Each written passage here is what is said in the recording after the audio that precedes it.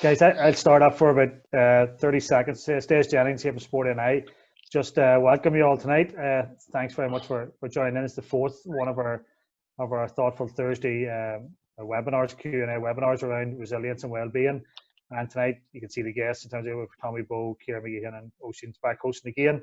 And again, just to reiterate, this is part of our bigger mental health and well-being program. But I know people are really enjoying these events. I want you to contribute as much as possible. Put questions in the chat bar, and we'll get some of them asked throughout the night.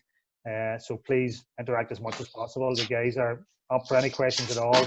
But again, as you can see, please switch off your video, keep your microphone on mute, and just please interact as much and enjoy the night. And yeah, have a good one. Over to the guys. Over to you, Oisín. Thanks very much, Des. Thanks, everybody. I hope everybody can hear me over me here. Great news today, I think, for everybody in that hairdressers will be open from the 29th of June, by the looks of things. So I literally cannot wait for that to happen. Tonight, we're lucky we have Tommy Bowe and Ciara Mageean. This is the only time I'm going to read off a page tonight, as you can see. And I'm only going to skirt over these guys' honours because we all know them. We all know they are top athletes in their own right. Tommy Bowe, first of all. Tommy, Ulster, Ireland, British Irish Lions, 69 Irish caps, 150 points. Young Player of the Year, 2004. Players Player of the Year, 2008 and 2010. And Rugby Writers Player of the Year in 2010. Not bad, Tommy. Ciara Mageean, Irish middle distance runner, Irish indoor record holder, Ireland, represented Ireland Olympics in 2016 in Rio, silver medal 2018 European Championships in 1500 meters, bronze 2019 1500 meters European Indoor Championships. Ciara, we spoke a little bit before this started, and the good thing is that even if some of those stats are not right, you still wouldn't even know, because I reckon that I know more at this stage about Ciara Mageean's career than she does. And I'm going to ask you, what's your personal best at 1500 meters? Oh God! Wouldn't be. It's okay, Ciara. I'm only joking. Really bad. It's four flat point something. So. And I know that because I was so tantalisingly close to going sub 4 for 1500 at the Worlds last year. But there's probably plenty of people on this call that are like, she doesn't know her PB. It's 4 flat, floor 0 point something. Well, let's just say that's a little bit faster than me and Tommy. Yeah, Ciara, I know mine. Mine's 6 flat. That's still quite impressive. I know well. Guys, thanks for coming on. And there's a, I suppose this is the 4th webinar we've done. We've had some brilliant nights, and I know tonight it'll be something similar. One thing probably we haven't touched on, because I actually don't know why we didn't touch on it enough, but the current situation. Ciara, I'll start with you. The current situation. Give us an idea of how things have changed for you in the last 3 to 4 months. Yeah, I suppose for us, whenever all of this kind of came about, there was like whispers that stuff was happening and races were being cancelled, and then we went into lockdown. And at the beginning, to be honest, I was like, oh sure, look, it is what it is. I suppose like most people, I was like, all we can do is follow the guidelines. And in fairness, I thought it was going to be kind of like, we'll all just sit in and then this will blow over in a wee bit of time. And then as the weeks rolled over into months, my feeling towards it definitely changed. Initially, I was like, this is brilliant. I have a bit more time to focus on just getting fit and focusing on myself instead of getting ready for certain races. And then the Olympics were cancelled, and that was a bit of a blow. But I thought, look, it's a good opportunity for me. I came 10th at the World Champs last year. And as soon as probably I should have enjoyed it a little bit more, but as soon as I got off the track, I asked my coach what I had to do to be in the top 5. I was like, what do I have to do to be in that top 5 so that I'm in the chance of trying to get a medal at another championship? And I knew I needed time because those girls were just stronger than me. So I thought, this is great. I have an extra year of getting stronger for an Olympics the following year.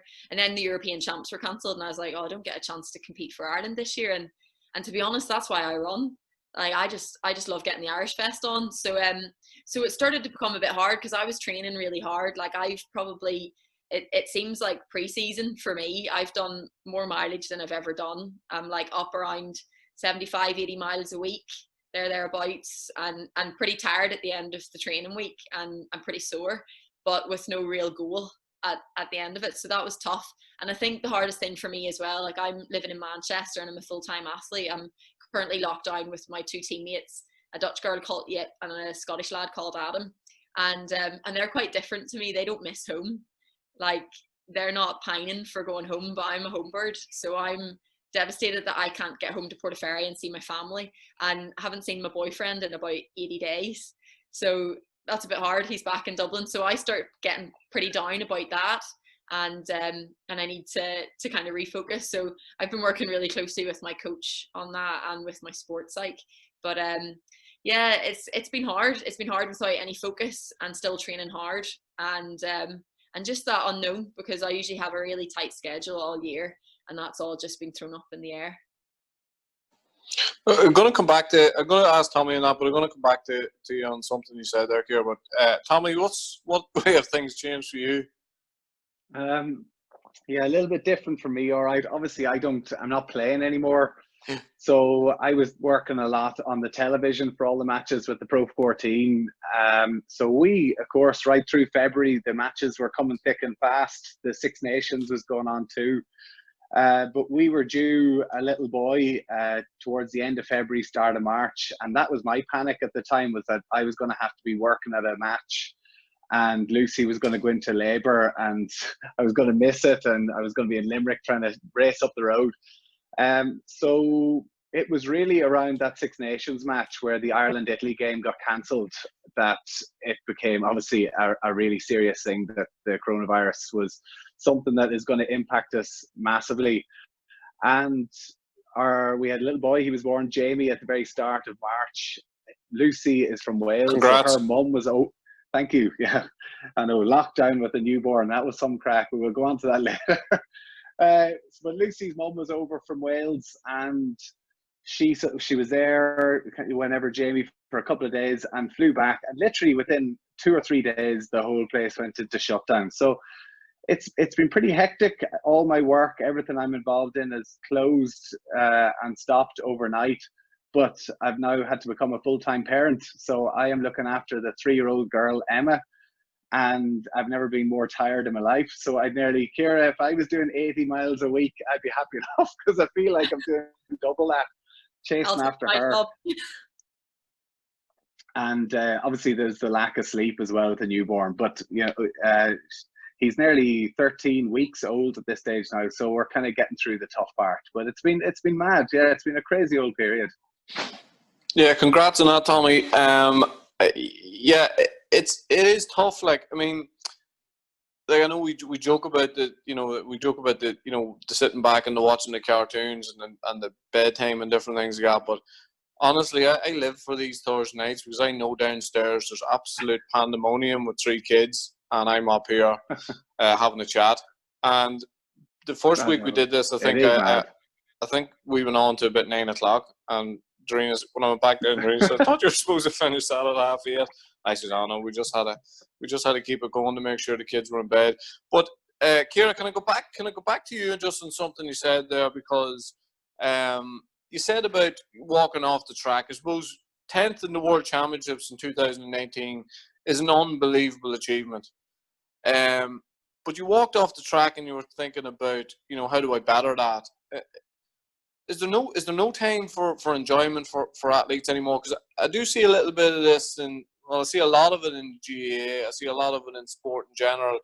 Is there no acceptance of, that's my moment, let's live in it for a while, and then maybe tomorrow or the next day let's move on and try and look for those goals? Or is that how driven you are, just to immediately think, I can do better than that?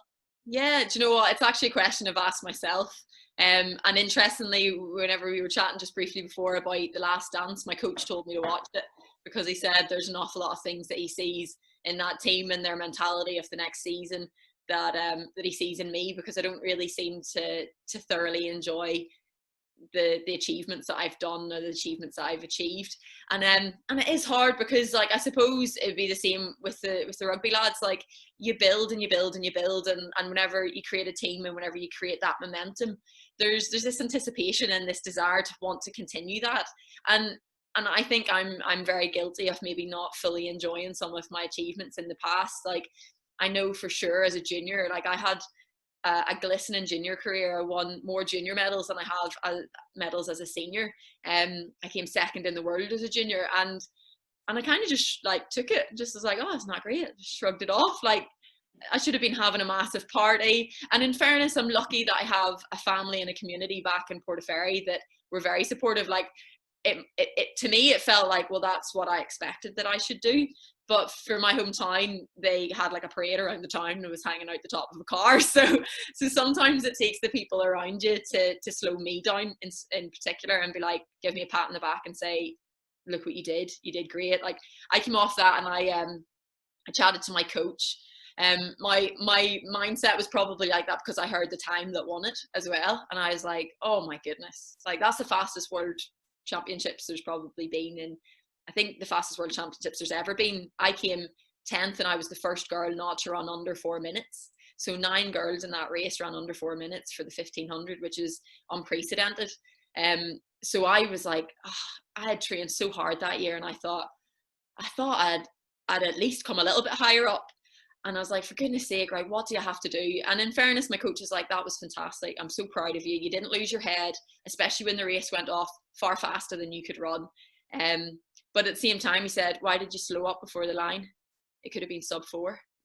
So I have tough critics in my coach. I have tough critics in me.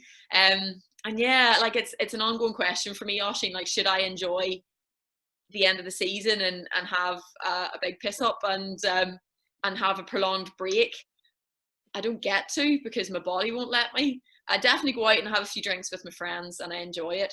And to be honest, I like coming home to Portaferry and just having a pretty chill time there and getting to see friends and family. But I think I do need to learn. I've been watching that Last Dance and thinking, well, those guys knew how to celebrate after. So I'll maybe learn to smell the roses, because I think the careers are pretty short whenever we take a wee step back. Like, I'm sure Tommy would love to be back in the days whenever they're out playing. And I've been told by athletes before, I've chatted to Dave Gillick, and he said to me, like, Ciara, you looked like you were wishing that day away.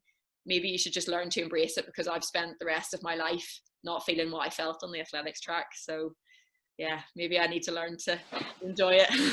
Yeah, I think that's a really Definitely. good point. Is that probably, I don't know, Tommy, maybe over to you, but I felt the older I got, yes, I got very nervous going out before games because I wasn't sure if I could still do it. You know what I mean? That was, and I was questioning myself. But the other thing was, I appreciated for a bit. The last 4 years, I loved every minute of getting to play. Not the training, no, definitely not training, but the big occasions. I just loved going out, and I appreciated them more. Was that the case for you, Tommy? Yeah, I think similar to you, Oisín, certainly early in my career, I definitely enjoyed myself. It probably wasn't as professional as it is rugby nowadays. And, you know, unlike Ciara, we were going week to week, game to game. So we'd be playing over in Cardiff, we'd be playing up in Edinburgh, we'd be in Glasgow, we'd be all over the place. And there was the opportunity to go and have a few beers and enjoy celebrating good results and with your teammates and stuff. But as my career went on, actually, it changed for me, because I started to get injured a lot more. And then when you're constantly injured, you're constantly trying to fight your way back into it again. And it took really to my second last season where I kind of thought, I am beating myself up here week on week, just trying to get fit. You're competing up against all these young 18, 19, 20-year-olds to try and compete with them, trying to get your body right. And it was really difficult. I found that very hard at times. And I remember it was my second last ever time playing for Ireland. And I bust myself so hard to get myself back into that Irish team. I'd been out injured for 11 months with a knee injury. I got myself in on the bench for Ireland against Scotland in the Six Nations. And I'll still remember after the anthem saying to Jamie Heaslip, going, suck that in. That is what it's all about. Because I remember there was a lot of times in those 11 months when I was injured, I thought I'll never get back to that again. And I'll never forget standing there in Murrayfield, listening to Ireland's call and the crowd just reverberating. And it was times like that that made me appreciate it. And it was always injury that makes you think about those things, that because you kind of see what you're missing when you're playing week on week on week and you're feeling good. You kind of just get caught up in it. Tommy, we've been talking about resilience is a recurrent theme for athletes now, and it's been very much a recurrent theme around lockdown and also what we've been chatting about in the Thursday night. And obviously, we all pick up a certain amount of injuries, but you've had some really tough injuries. Tell us a little bit about the resilience of coming back from those injuries. Yeah, do you know, the first 8 years of my career, I had hardly any injuries. And like I said earlier, whenever you're not injured, you're playing week on week, you don't even think about it. You enjoy yourself. You think it just comes easy. And the injuries, unfortunately, just came thick and fast for me. And it wasn't just one injury that was recurring. I had a couple of knee operations. I had groin. I had shoulder. I actually had to have a hematoma, a bruise removed from my kidney. So all sorts of different injuries. And sport is brilliant. And I loved being a professional rugby player, but dealing with injury is without a doubt the toughest part. Now, it is part and parcel of being a professional sports person or any sports person, but the mental toll, the resilience, the highs, the lows, the setbacks are very, very difficult. And that's where it's important to have a good team about you. And Ciara spoke a lot about her coach there and her sports psychologist. I think having a coach that you're very close to, from my point of view, I wouldn't really spoke to the coaches about my injury. It was more with the physios and the S&C staff. When you're doing kind of one-on-one sessions with them, they're the ones that you have to kind of vent sometimes your anger. And it's a case like we talk about now. It's important to talk. It's important to speak out, and there's no point in bottling it up. And having somebody that you trust there, it could be a coach, it could be a friend, it could be a parent. It is very important to get it out there, and even just vent a frustration. That, what is it they say? A problem shared is a problem halved. Good point. Actually, I was doing something recently, just a little bit around psychotherapy and just dealing with issues and stuff. And I think there was about 40 on the course, and I think about 25 of them were physios.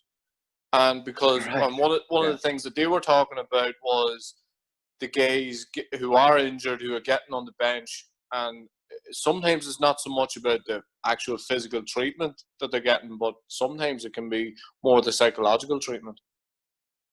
Absolutely. I mean, the physios were the guys who, and the S&C staff, but they're very closely aligned, and they're the people that you get up first thing in the morning to go in and have a physio session at, say, 7 o'clock in the morning, 7:30. So it's just one-on-one, you and the physio, and they can see the frustration, because you know yourself, when you're going through injury, a lot of the time it's 2 steps forward, 3 steps back, and you kind of are, it gets so frustrating. You wonder, am I ever going to get back to that level I was at? And sometimes it's just a case of somebody saying, yeah, you will, believe in this, believe in what we're doing. We've stripped it right back, and it's the small steps. And it's very important as well, when you are injured, to not try and rush back. You have to put your trust in them. So physios were a huge part of it. And it's even just someone to bounce off ideas, and even just to get a little bit of feedback off, which is important. Just one more thing on the injuries. When you were doing your S&C or your rehab as an individually, or maybe there's 1 or 2 other players, did any of the other did any of your teammates, does any of them check in on you during that time? Or yeah, like in a team sport, certainly where in rugby you have 40 lads all the same age, the changing room is not the place that you go to with feel a bit sorry for yourself, as you well know. That's where the crack is flying, and maybe you show a bit of weakness. That's where you're going to get the piss ripped out of you. But it was actually just on the smaller gym sessions that you'd be doing, and certainly with the injured group, there would always be in rugby 2 or 3 people injured at the same time, and we would always be doing similar programs. So you could tell someday that somebody was in bad form, and it was up to you to try and G them up. And likewise, there'd be a lot of days I'd come in, I'd be in bad form and fed up, and the guys around you rally around you. And so I think it's very much, it's not something in the big group that we'd all sit down and kind of talk to each other, but it's very much one-on-one. We'd go for a coffee together, you go and have a meeting, talk about plays, but be able to speak about different things. And certainly we would travel away to games an awful lot too. So there's lots of opportunities, and rugby players do have this big all macho persona, and people maybe think that, but you know, there's a lot of highs and lows in sport. You know, there's the selection issue, there's obviously injuries, a huge thing too, and form. And you know, you have to be able to confide in those you trust, and there is a lot of people that you can do that in the team environment. Thanks, Tommy. Ciara, we're going to start at the bottom, walk our way up tonight, and I suppose, can we talk about stepping off the track in a major competition? Tell us about that, and tell us about how that affected you at the time, and I suppose how it pushed you on after that, maybe. Are you talking about any competition in particular? Are you talking about an indoors in Belgrade, or are you talking about the good times? I'm talking. Let's go with the not so good times to start with, if that's okay. I've had a few not so good times for sure, and hearing Tommy talking about the injuries and the things that have come along, like I feel the exact same. Like I actually am a qualified physio, so I know it from both sides of the coin, and I find that the physios that I've worked with throughout the years they're nearly more therapists. And I think whenever you're on a bed and somebody's like touching you and giving you a massage and working with you, for some reason it nearly feels very wholesome, and you kind of start opening up, and you start finding yourself talking to them about things that you're like, God, she doesn't need to know about this, but there I go and I'm telling her. And I've had some pretty rough times. Like I had a pretty bad injury after my junior career, and that ultimately saw me miss my whole under-23 career, which was pretty tough. But I'd say some of my roughest times, I stepped off the track in Belgrade, European final, 1500 meters, and I DNF'd. So anybody who's not an athletics person might not know that means did not finish. And that's the first time that's happened to me. So, and I'm making sure it's the last. And I had no answers. And that was probably one of the hardest times that I've ever faced in athletics. And I'd been carrying a little bit of an injury, but it wasn't only that. It was an awful lot more than that. It was something up here that also was affecting me. And it meant that whenever I came off and went straight to the camera, which is another dynamic of sport that other people might not appreciate, that my bad days at training and my good days at training, nobody really sees bar my teammates and my coach. But whenever I step foot on the track, and particularly in the Irish Fest, it's on camera and the nation sees it, and then I have to step off and compose myself and speak to camera. And luckily it's often people who I know and trust are on the other end of the camera, somebody like Dave Gillick or Greg from RT. I always like seeing Greg. He gives me a hug and lets me throw up before I speak. And Dave's starting to get used to that too. But in particular in Belgrade, I've seen that interview since. I haven't listened to it. I've seen my face, and it's just, I don't even know the words to describe it now. And actually after that injury, that incident in Belgrade, I came back to Ireland. I went back to my physio, back to my S&C coach, back to my coach, and just started training again. It was an indoor season, had a bit of downtime, started training again. And then I had planned a training camp for 4 weeks that myself and my boyfriend were going to. And that's actually the thing that prompted me to start working with a sports site, because my physio saw something that she was worried about. And she's like, here, I'm a little bit worried about you going away on a training camp without any of your support networks that you usually have, just you and your boyfriend for 4 weeks on your own. I don't know what she thought was going to happen to me, but I genuinely think she was worried for my mental health. And she asked me, did I want to start working with a sports psychologist, and that I could just go and chat to Kate Kirby in the Institute of Sport down in Dublin. And that was whenever it started for me. Started working with Kate, and that's a huge step, because I always knew that mental resilience was a huge part of sport. And I knew that every girl who stepped foot on that line with me had worked just as hard as me physically. And some of the things that would divide us might be things that we can't control in genetics, but I knew that that last little percentage came from here. And I always appreciated that, but I'd never actually taken an active stance in trying to improve it.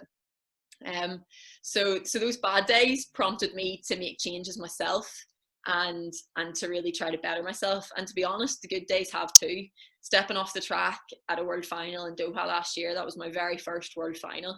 I'm 28, and that was the first time I was in a world final, and I finished 10th, and 10th in the world isn't too bad. But it wasn't good enough for me. I wanted more, and I want more. And I think that drive to want to be better, and I want to be better than my competitors, yes, but for me it's about being the best that I can be, and I know I have the capabilities of running under 4 minutes for 1500 meters, and I think I can get into the realms of an Irish record in that if I get the very best out of myself. So that's really the driving force for me. But coping with those good days and bad days can be rough. Speaking of rough days, and I promise after this it's all positive. But I know. I don't mind talking about the bad days are good. I'm not trying to reduce the tears or anything. On for the crack here, no? It's all crack from here on in, Tommy. Ciara, just about the cancellation of the Tokyo Olympics. Give us an idea of the moment, or how did you hear about it, and give us a little bit of a snapshot of the reaction from that point. Yeah, I suppose it had been rumoured about the world of athletics and the world of sport, will it or won't it be cancelled? And we have quite a pragmatic team here in New Balance, Manchester. My coach is a hopeless, positive man. He is always the glass is half full. Steve will always be positive, positive, positive. It's like, it might keep going. It might go ahead. It might. Myself and my teammate, yep. It seems to be the girls are a bit more pragmatic in this house. We're like, it's not going to happen. They can't. I was like, they can't do it. It's not. And even if it goes ahead, it's a disgrace. It shouldn't go ahead. We were like, this is ridiculous. So whenever the news came through, we kind of had already fully processed that it was going to happen, that it wasn't going to go ahead. So that was kind of like, this is what it is. When will they reschedule? It was my main concern. I was like, okay. And then we started realizing that the whole athletics timetable was just going to be up in the air, because now next year we have each year you have maybe 2 major championships, and this summer was meant to have a Europeans and an Olympic Games. So then next summer was a World Championship year. So now next year has an Olympics, a World's, a Europeans, and it has a World Indoors, and it has a European Indoors, and we're all like, what's going to happen? It's going to be such a full timetable for athletes. But at the time I was like, look, it is how it is. Now I've heard rumours that possibly the Olympics might not go ahead if everything isn't controlled, and next year they can't say that it can go ahead safely. If that happened and that got cancelled, I genuinely couldn't sum up how disappointed I would be, because as an athlete in a sport like athletics, the pinnacle of our sport is the Olympic Games, and it rolls around once every 4 years. And I'm 28, I'll be 29 next year, and I genuinely feel I'm in the prime of my life. And that's such a privilege. Like, I'm sure you guys are smiling thinking of, I was in my prime back then. It wasn't that long ago. I'm not going to slag too much. But I'm like, I am the fittest that I possibly will ever be in my life in this little window. And if I get robbed of the chance of competing for Ireland at an Olympic Games in my prime, it'll bring me to tears, and the thought of that upsets me greatly. So I just live in the hope that next year the Olympics will go ahead, and I'll be in even better shape than I am right now. So did you just hear about it on the news, or did you get a text message, or your coach tell you? Or? We saw it being published by the International Olympic Committee. We saw IAAF and the IOC had sent out. So it was like newspaper articles that were going out, and I'm pretty on the ball. So she's like, look at this, and then we message it into the group chat with our team, and we're like, look guys, it's possibly this. And then you kind of wait for the official from the International Olympic Committee that they make a statement, it's for sure cancelled. And then you get the message from the Irish Olympic Committee who tell us, fortunately, the games are cancelled. And yeah, that we can't do about it. So, Ciara, see next year, right? So at the minute we're talking about the Premier League coming back. GA is talking about coming back as well. I'm talking about a condensed season. So basically, you're talking about playing, like, some of the Premier League teams are going to end up playing maybe 4 games in 12 days, and within the GA they're going to run off the championship quicker. Any player I'm talking is going, this is absolutely brilliant, because the games are coming thick and fast. There's very little time for thinking, but training, in between. Is that the same for an athlete? Can you go from, like, let's say you have 4 major championships next year, maybe 5. Is that something you look forward to? Can you just go from one race to the next, or is that not the case? That's not the case, Oisín. Could you imagine playing Kitty. an All-Ireland final every weekend for a couple of weekends in a row? It's the going through a league or a championship for me, and like my experience from playing camogie, I've been through that, and I go through rounds and I go through races.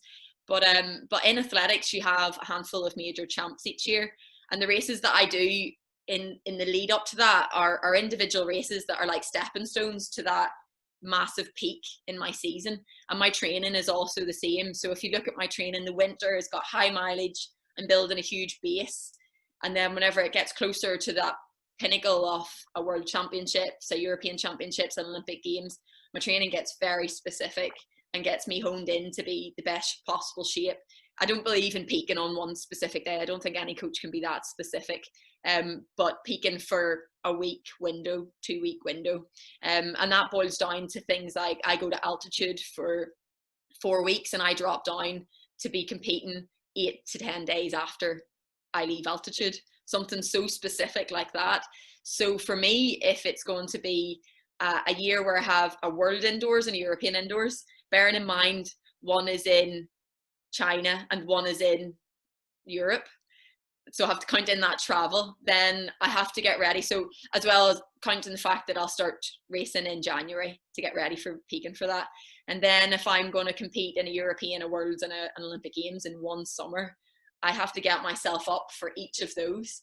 And it's just something that that's difficult as an athlete, particularly for me as a 1500 meter athlete. Some athletes might be able to target that and somebody else could prove me wrong, but like say you're in a sprint event where you might need less time to recover from that initial load, that they can go out and do a little bit more. You see some of our jumpers might jump a couple of events or a couple of like kind of competitions in 1 week. They might go to 2 or 3, but I can't do 2 or 3 major races in 1 week. Like that's a major champ for me to go through heat, semi-finals and a final, and I'm knackered at the end of it. So it is something that throws up a huge challenge for athletes. We have to choose what championships we'll target. I have to sit down with my coach and decide, will I run for Ireland at this one or run for Ireland at this one? I need to chat to Athletics Ireland about it. I need to chat to Athletics Northern Ireland about it because as well I'll be racing in Commonwealth Games coming up. It throws up so many questions for us, and it is hard, the amount of travel that we put in to race all around the world throughout the season. And particularly for somebody like me, I don't actually enjoy travel too much. I love being at home, and you were saying you don't like the training. I like the training, and I don't enjoy the races quite as much. So it has an interesting presentation, and I think that it's going to throw up a very difficult season next year. And as well, if I do all of those races, could you imagine training and competing at such a high level for an entire year? I get about 2 weeks off a year where I rest my body, and that's it. So I need to listen to my body. I mean, Ciara, how often do you play? How often, do you know, with Oisín and the rugby, they have week-to-week games. How often or how big a gap would you normally have between race meets? Yeah, I suppose like every athlete's different, and you see different athletes approaching seasons in different ways. So for me, let's say we're going to take a complete year, and the year for me starts really in, let's say, September, because that's the beginning of the cross-country season. So I start training, have a 2-week break after a summer season, and I start training. And in the cross-country season from about September to December, because I don't race World Cross, I'll just do Eurocross. I'll maybe have 2 or 3 races. So I'll race the national champs to qualify for the team, and I'll race the Europeans. Now my coach will also say we need a wee tune up to make sure you're kind of like on the ball and below the cobwebs a wee bit. So I might do a 5K on the road. I might do another one, but I'll maybe do about 3. And that's after a hard summer season. Then I might go home to Portaferry for Christmas. So after the Eurocross, I might get 3 days off, no running. And then I start running again. And I'll go home to Portaferry for Christmas and be running the whole time. And getting ready for the indoor season, which begins in January. So start indoor training in January. We'll maybe travel to a camp. And then I'll race some indoor races. So the indoor races kind of run from the end of Jan to March time. And it's such a small window, the indoor season, it's crazy. So you race a lot more regularly then, particularly I do.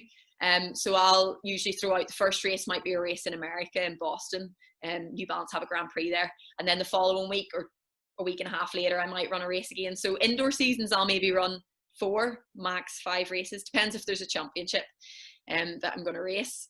And then I have a bit of downtime. 4 or 5 in how long a period? That's probably between the end of January and mid-March. So like a month and a bit. Right. So, but that's the indoor season, and it's so condensed. Then you go to the outdoor season for me. And initially, goodness, if I had my little wall planner beside me, it would be good. My coach would be able to answer this better. My coach plans my training really specifically. So for an outdoor track season, I might race, let's say, I'm going to count world champs or an Olympic Games as one. That's one competition. But at that, you'll have 3 races in the space of a week. Usually a day off and race. That's usually how it goes. So before that, I'll probably race a couple of meets maybe around Manchester. I'll do a BMC just to get me ready, and then might launch into some diamond leagues. And it's hard to get into diamond leagues. The fields are really competitive. I'll maybe run 5 or 6 races in the summer. I might have 4 or 5 before the major champ just to tune me up to have a few chances of racing. It might even be less because my coach knows that I do well off training. So I get really fit in training and then I just go bang out a race. But other athletes get fit from racing. So you might have an athlete who's on the circuit racing every single race. And I sit at home and wonder how they do it because I couldn't. So it's not every single week. And I honestly couldn't race every single week because I wouldn't enjoy it and I would also lose fitness. I do get jealous of you guys because I think I'd love to play a team sport where I'm training during the week and I have a match at the weekend, and not every match is as important, and it's the same with racing. Not every race is as important. Ciara, see, just lastly on next year, the schedule when that schedule is released and you're sitting down making a decision, is that Ciara Mageean's decision? Is it your coach's decision, or is it a joint decision, or what way does that go? That's completely a team decision, but I have complete trust in my coach Steve, and I wouldn't ask him to be my coach if I didn't. So what usually happens is Steve's like, well, we have a meeting, and we have meetings every so often throughout the season, and he's like, this, I've made out a plan for the year, and he like puts it in front of me. He's all very organized on his wee kind of PowerPoint, and it's there, all the calendars out, and he's got all of the possible races out. He tells me, I might race this one. I'm thinking about a training camp here, and then thinking about a training camp here, and he'll chat to Paul from Athletics Ireland or Jackie from Athletics Northern Ireland to see if I can tie in with any of my country's training camps too.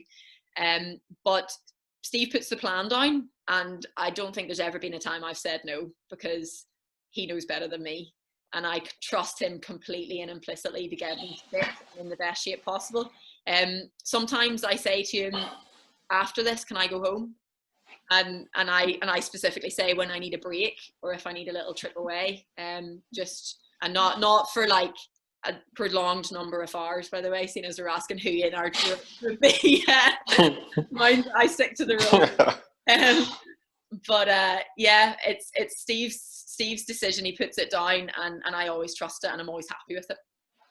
Brilliant. Tommy, can we with you can we start at the end, if you know what I mean? You've created, off the pitch, you've created a career. Obviously, you've got the clothing end of things. You've built built yourself a nice little career in the media, and that's going well. Was there a plan for this, Tommy, before you stopped playing, or was it something you fell into? I know the clothing's going some time now, so obviously that's been a massive thing for you for some time now. But one of the big buzz words in professional sport, people who are retiring from professional sport, is transition. How much thought have people put into transition? Slightly different for amateur athletes or GA players who are maybe working a job, and you heard Ciara saying she's a physio, so just a tendency for her when she finished as an athlete maybe to go back into that. But a lot of rugby guys, a lot of soccer guys who are playing full time professionally, don't have things to fall back on whenever they leave rugby. Yeah, I mean, it is something that definitely has been at the forefront of my thinking right through my career. Whenever I started in the Ulster Academy, I was studying engineering, and I managed to, when I went full time, I was still able to complete that degree. And it's funny when I listen to Ciara talking about her schedule, and she's obviously living in the New Balance training camp there. I mean, that would drive me insane if I had been a player, because it was very important for me to have something I felt outside of rugby all the time, to be able to switch off. I found life as a professional athlete, I hated the training. I loved the matches.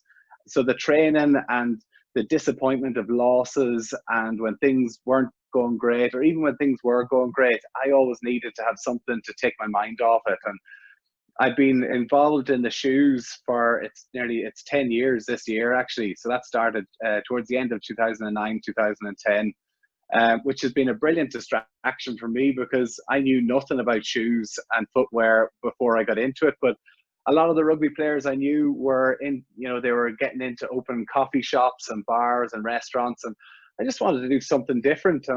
And two guys from Monaghan who, Oisín, approached me if I wanted to get involved in it. And I thought it was something different. I liked the two guys, and I thought it will take me away from that whole professional rugby bubble. So it was a real introduction to the business world and the real world, to go out to shops and them not really have much respect for who you are. If the stuff isn't selling, they'll tell you very bluntly and very straight. So that's been something that I've had right through the end of my career. And also, about 4 years before I retired, Stephen Ferris, who would have been a good mate of mine, retired. He retired early. He was, I think, 26, 27. And another guy, Felix Jones, who I was competing with in the Irish setup, he retired through a neck injury. And that made me kind of think, wow, this game is really, it could happen so quickly. I mean, myself and Felix Jones, we were vying for a World Cup spot to go to the World Cup in England, and I got picked, he didn't, and by the time I came back from the World Cup, he had retired. So stuff like that made it very real that life, you need to get prepared for life after sport. And I made the decision. I had the shoes and clothes, and they were going great. I really enjoyed it, but I needed something else. And the media side of things was something that interested me, but I didn't want to go the traditional route of just being the pundit. I wanted to try something different. So I thought I'd give the presenting side a go. I thought I'd get used to asking the questions, kind of fronting the show. So I went and I studied a diploma in journalism. I had to do a screen test and audition for a holiday show called Getaways on BBC and RTE. And I got it, and I had to learn off a paragraph about some cathedral at the top of some hill in the south of France and get comfortable speaking to camera with it. So for me, actually, the transition from rugby into life after rugby has gone relatively smoothly so far, touch wood. And I get I never get the buzz of scoring a try in the Aviva or running out in the Kingspan in Ulster colours, but the adrenaline kick I get now whenever I'm staring down the barrel of the camera and they tell you in your ear that you're on in 3, 2, 1, and I have Donnacha O'Callaghan trying to pinch my arse, or I have Gordon Darcy looking the other direction. It's a new adrenaline rush, and that's been brilliant for me. Brilliant, Tommy. Was it the Stephen Ferris thing, because I've heard him speak about one day he's a rugby player, the next day he's not. You know, he finds himself a little bit lost then for some time, and because I suppose one of the things whenever you stop playing, you know, there's little small things. You leave the WhatsApp group, you'd start drifting away from your teammates. Especially for professional players, you know, they're training during the day. You don't have anything to do during the day, you know, and stuff like that. Yeah. Especially if you're robbed of it by injury, like Stephen Ferris was, and I know that was fairly impactful on him, but not only impactful, but it was quite sudden when it happened to him. Did that scare you when you listened to him or chatted to him about it? Yeah, listen, I spoke to Stevie about it, but I remember I was injured at the time with Stevie. Stevie was trying to come back from his ankle injury. And I remember we were both on the kind of spin bikes, just trying to warm up before a session. And you could see it in his head that he was just so annoyed, and it just looked like it just wasn't getting better. And then there was the reality of, listen, if this doesn't get better, what do I do now? You know, Steve and myself, we grew up, our dream from the age of 5, 6, 7 years old was to be a professional rugby player, or maybe actually, you know, growing up, professional rugby wasn't a thing, but to play for Ireland, to play for Ulster, and all of a sudden that dream is robbed from you and taken away very, very fast. And it's a huge adjustment to all of a sudden everything that you've focused for. It's a big thing, purpose. You know, people talk about having a purpose in life. For us, our purpose was, you know, representing our country or representing Ulster, and you would eat right because of it. You would get good sleep. You would, you know, be the ultimate professional to try and have that purpose to be the best that you can be. All of a sudden you lose that. It's a shock to the system, and that was something that I could see impacted Stevie. And for me, I didn't want that. I wanted to try and find a new purpose, a new direction that was going to really interest me. Very good, because one of the things on transition that I often quote is Paul Scholes. Whenever he left Man United, he retired. I think he retired for a year and he went back again. But he talks about being at home and his wife telling him that he had to tax his car, and he thought, there's no way I'm going to be capable of doing that, because the club handle all those sort of things. Like, I remember as the GAA got more professional towards the end of our career, we just arrived with a pair of boots. Our stuff was hanging up on the peg. You know, you get changed, you go out, you leave the stuff there, and you have to go, just to make it as easy as possible. And there's a lot of babysitting done when you're an athlete, and it's a big wake up call when you walk away. I mean, absolutely. I mean, we used to travel, go through airports all the time, and we'd be sitting having our flat whites, and all of a sudden we'd see this big rush of red tracksuits all heading towards the gate. And you know, it was always strength in numbers. The plane was never going to leave you behind. And all of a sudden, then you retire, and you're looking around for the lads. There's a lot of adjustments. There's a huge amount of stuff that we get. When you're a professional athlete, you're mollycoddled. You really are, and it takes a bit of adjustments. The big thing I know a lot of people struggle with, it's the identity, though. When you're a professional sports person, or a sports person in general, you're known as Ciara, the professional or the international athlete, Oisín McConville, the Armagh footballer. It's something that you're known for. But all of a sudden, when you retire, oh, you used to be a rugby player. What are you doing now? And that it eats away a little bit at you whenever you kind of have to go, oh, well, I'm doing this now and I'm trying that. And a lot of people I know retire from rugby. They're not going to go straight into a job that they really enjoy. It's going to take trying this. It doesn't really work out. Maybe give that a go.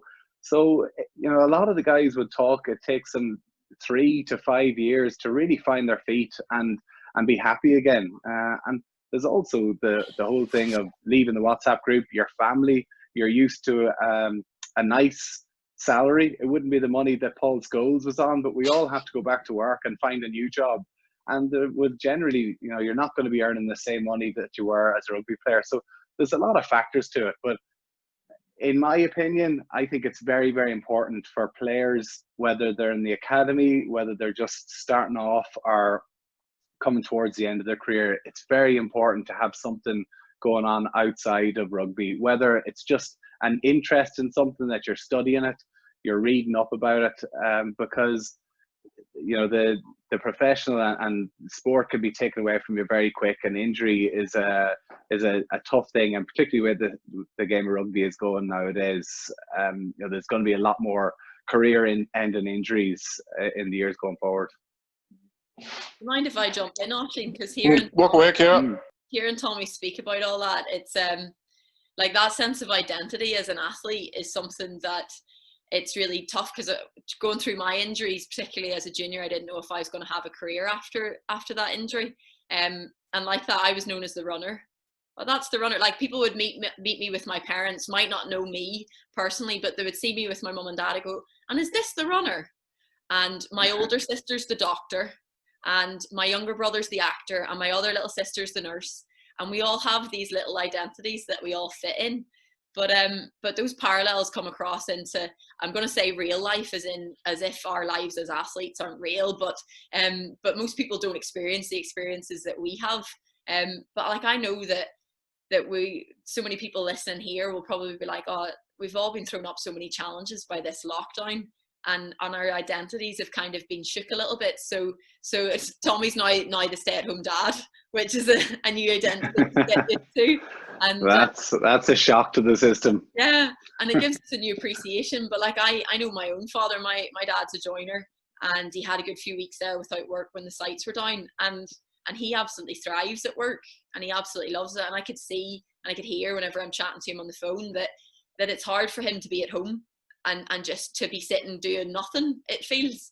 So whenever Tommy's saying to have that interest as an athlete, like, I was always encouraged to have a university degree to fall back on, and it was always going to be what I had. So I studied physiotherapy and trained and made sure I balanced that, because I needed something to fall back on, because athletics was never going to be an affluent career that lasted my whole life. But like, whenever I think of my dad, he has that too. We have 2 Springer Spaniels and a brand new wee Cocker Spaniel at home, and that's his hobby, and I'm delighted that he has it. And I listen to my mum, who's trying to get out to doing a couch to 5K, and that's now her interest, and she messages me and she tells me about it. And no matter who's listening to this, the messages that we have as athletes can really, it can translate into anybody's lives, because we all face that challenge in life. And I think even for like my mum and dad, now they have 3 kids who have left the house, that role as a parent has completely changed, and they have an empty house, and the only children they have are the cat and the 3 dogs. So it's a real shock to their system, and suddenly changing from that mummy to a different type of mummy, the mummy whose kids are all in England and one up in Belfast, is quite different. So those messages that Tommy's saying just resonate for all of us, and it definitely hit some notes with me whenever he spoke about identity. Ciara, I spoke to Tommy about transition, and not so much transition after your career, but switching coaches. Will you talk to us about that, going from Dublin to Manchester? First of all, how tough a decision was that, and how have you dealt with it, I suppose? Oh, it's been really tough. Any decision for me to leave a coach was a really hard one. It's interesting because, like, Tommy spoke about how you wouldn't have maybe as close a relationship with a coach in rugby, but he might have a closer relationship to chat about injuries and things with the S&C coach or the physio. I have a very close team around me. It's different in athletics because we're very one-on-one. So I'll have time whenever I may be on a run and it's just me and my coach, or a training session whenever one of the girls is doing a longer rep and it's me, and it's quite an intimate relationship with your coach. My first coach was a coach in Belfast, Eamon Christie, and that was a hard transition to move to Jerry Kiernan in Dublin.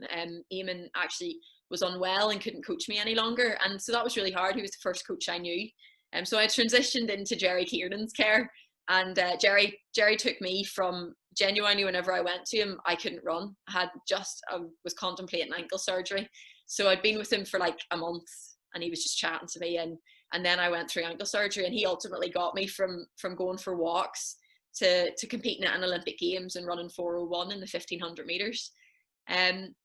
And then the opportunity came for me to move to Manchester and to join a professional team, which is very rare in athletics. The only real professional teams in our sport are in the US, because they kind of don't have the same club system as us. And there's very few professional teams in Europe. So this is ultimately one of the only ones. And it was a New Balance team, and I was a New Balance athlete, and it seemed like an amazing opportunity, but that was such a hard decision, because Jerry was more than just a coach to me. He was a friend, and ultimately he's kind of like a father figure in Dublin. And he's such an eccentric character that people always had an opinion of him, and I would be quick to defend Jerry at every opportunity. And it was so tough, and that was a decision that I carried with me even after moving to Manchester for a long time, and had to speak to my coach Steve about that. I don't need to feel guilty for having made that decision to leave him and to come here. And it was tough, and like, I think it was tough on Jerry too, because I was like a daughter to him in Dublin. He wasn't just a coach. He rang me after I broke up with a boyfriend each night just to make sure I was okay. So that probably speaks volumes of the relationship I had with him. And it was really tough, but I moved to Manchester and I settled in absolutely fantastic here, and began to trust Steve. It's also a huge thing as an athlete. Like, I put my health completely in the hands of my coach, and the same with the guys on the rugby pitch. Whenever you see the knocks they take out there, it comes back to the team behind the closed door to decide if they're able to return to play, if they're fit enough to get out there, if they've had enough conditioning. And it's the same for me. My coach has to look and say, am I training Ciara enough to get her the fittest she could possibly be without her breaking? So yeah, those decisions are tough, but I think I made the right one to join Team New Balance Manchester, and I have a fantastic coach in Steve Vernon, and I've learned so much from every coach that I've had there as an athlete. Do you still speak to Jerry? I do. I still speak to Jerry. I wouldn't lie. We were a bit quiet for a while, and I was a wee bit annoyed. I think Jerry's pride was maybe a little bit dented whenever I left, and he's a very proud man, very proud Kerry man, and he has his digs at rugby and the GAA. So I don't know if you guys know him, but he certainly doesn't like those two sports a lot, which is hard when my dad tries to talk to him, because my dad's a big GAA man and loves rugby. So my dad was like, what will I talk to him about? I'm like, me and running. But actually, I have a card sitting here in the room that I'm going to post. It was Jerry's birthday just last month, and I'm just always delayed with posting my letters. And whenever I get back to Dublin, I do try to keep in touch with him, and I've met up with him a good few times. And I know that anytime I need him, Jerry's there. I got stranded in Athlone once, couldn't get back from a race. I messaged Jerry, he sorted me out. He's an absolute gem of a man, and despite the fact we probably don't talk quite as much as we used to, I know I have a lifelong friend there. Brilliant. Tommy, can I talk to you about playing for Ulster, playing for Ireland, and then the British and Irish Lions? How difficult is it to move in and out of those teams? Probably to start with maybe the Ulster and Ireland thing, because obviously a lot more of an overlap on that occasion. I found that to begin with, and when I played club football, I found it very difficult to transition to county football, because I disliked most of the boys I was walking into the change room with. But that obviously, you know, over time we were able to resolve that. The more time we spent together, all that sort of thing. But just on going from one dressing room to the other, was that seamless for you? I think there's obviously the difficulties of new coaches, new patterns, new calling systems. There's a lot of things that you have to learn in a pretty short space of time. And obviously different guys as well that you haven't seen in a long time. But to be fair, all the lads, or most of the lads, get on fairly well. There's obviously that competitive element between people who are fighting for the same position in the Irish jersey, and obviously in Ulster as well. But personally, I used to love going into Ireland camp. You know, I really, Ulster is where it is special, because those are the guys that you're with day in, day out, and they're the ones that you really want to achieve with. And that's probably one of my real regrets from my career, is that I probably didn't achieve as much as I would have loved to with Ulster, because they are kind of like your brothers who you're with you spend so much time and you go through everything together. But for me, playing for Ireland was always the dream. Playing for Ireland, I used to go down to the old Lansdowne Road when I was 7, 8 years of age.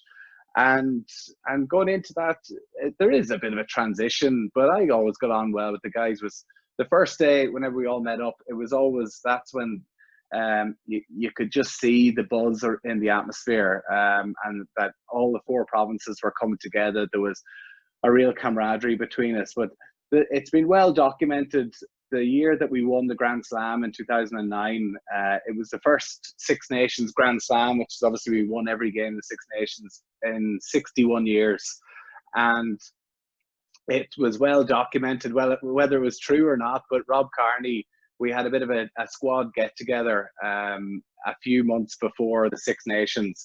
And Rob Kearney stood up and kind of questioned the Munster guys about how they seem to have a bit more of a passion for playing for Munster than they do actually playing in the green jersey for Ireland.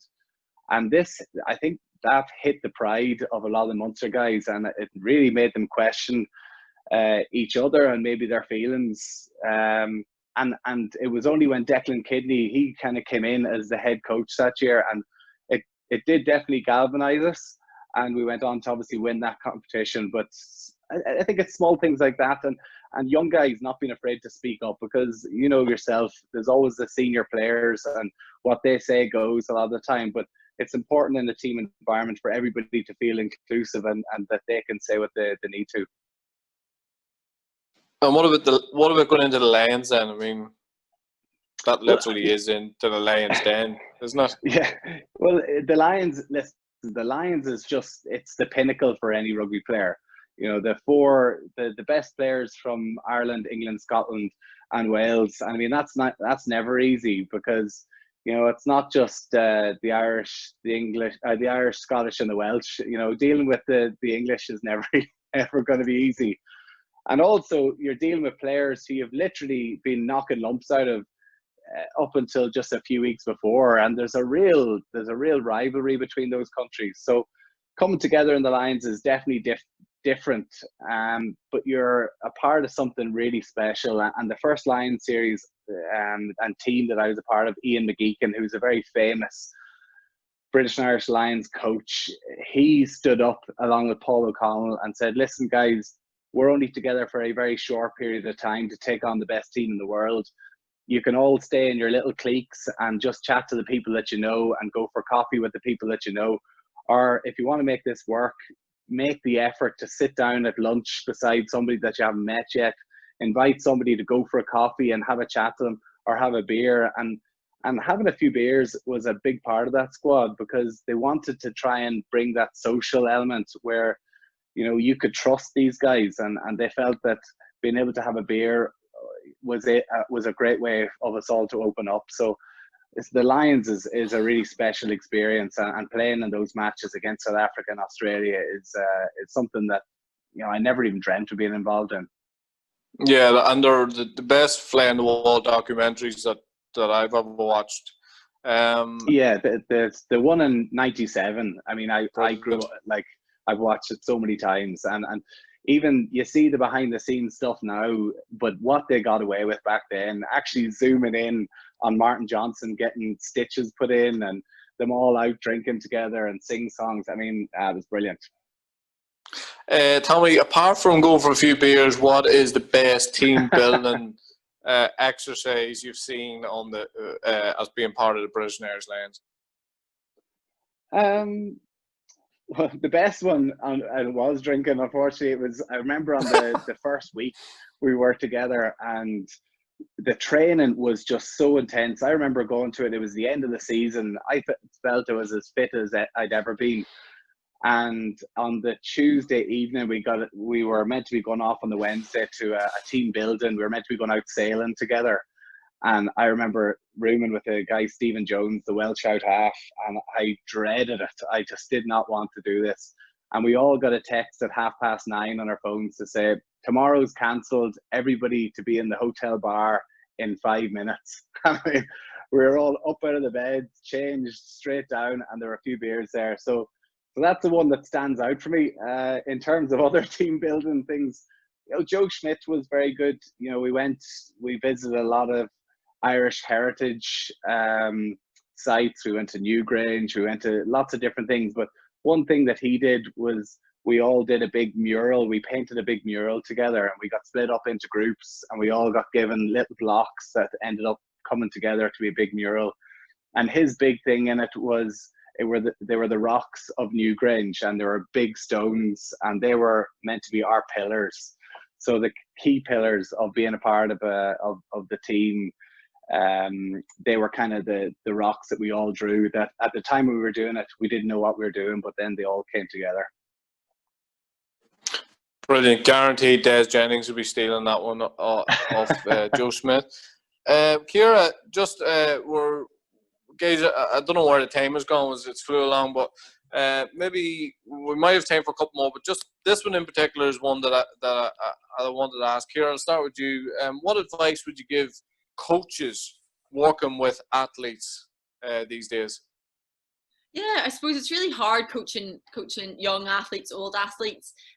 But if I've learned anything from my experience of my coaches going through my career, the coaches that listen to me and try to engage the conversation with me to try to get the information they need, because sometimes I'm not quite as willing to offer up whenever I'm tired, whenever I'm sore. My coaches often intuitively know. But to build up a good relationship where that dialogue can flow, that the athlete can tell you about what they're worried about their concerns, and maybe even about what they enjoy the most, because then you can try to build an environment that they thoroughly enjoy what they're doing. Because I've always been told, and it's kind of my coach's mantra here, a happy athlete is a fast athlete. And I think that goes across the board. So if you build a good relationship, be it one-on-one, if it's a relationship like athletics, or if it's among a team where you can build a real team that has a sense of belonging and having each other's backs, I think that's something that will really bring everybody on.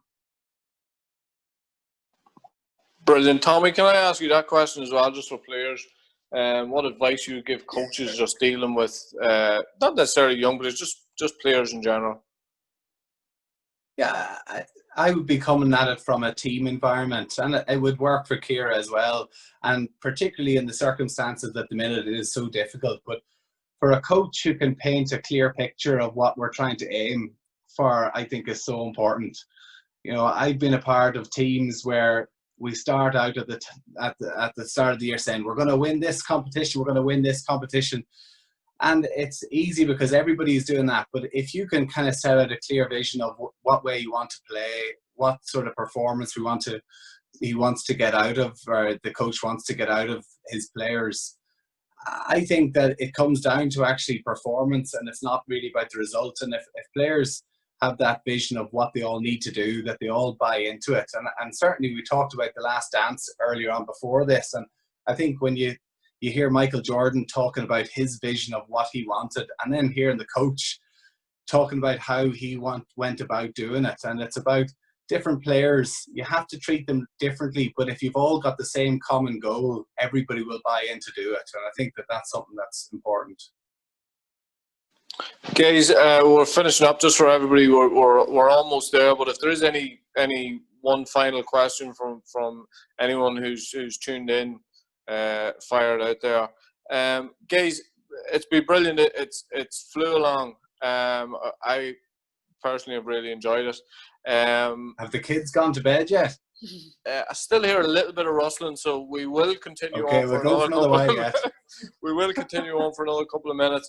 Guys, I want to ask you this one here, okay, to both of you. I'll start with you, Tommy, as soon as you're on there. But pressure going into games. A lot of people find it difficult. A lot of people, like, I don't know about you guys, but I played underage, and I trained with a lot of guys who I felt were a lot better than me, and yet on big match days it just wouldn't happen for them, and as a result of that they probably never went as far in the game as I felt that they could have or should have.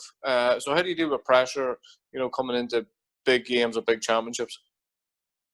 It changes all the way through your career, I think, and there's always going to be different things that are going to be going on. I used to love it. I used to, whenever I played, the training part was a bit that I really didn't enjoy. And there's a lot of players I know played with that would have had to train to a certain level so that they could bring that onto the pitch. For me, it was about getting the right mindset going into a game. And something happened to me very, very early on in my career.